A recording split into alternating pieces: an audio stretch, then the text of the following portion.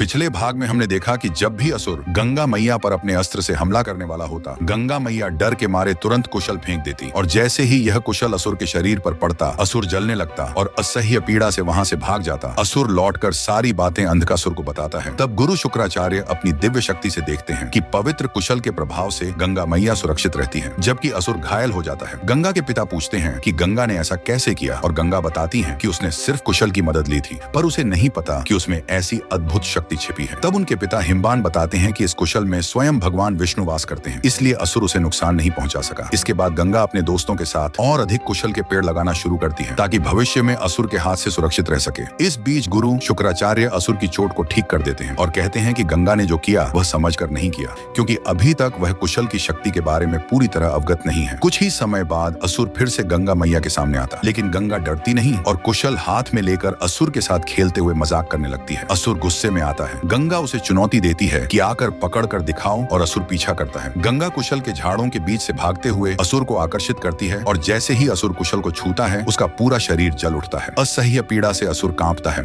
और धीरे धीरे घायल होकर नीचे गिर जाता है। कुशल के प्रहार से असुर इतनी छोटिल हो जाता है कि मृत्यु की पीड़ा में कांपता रहता है, लेकिन उसकी पीड़ा देखकर गंगा मैया की करुणा जाग उठती है। अब आगे क्या होगा, यह जानने के लिए सभी मिलकर कहें जय गंगा मैया।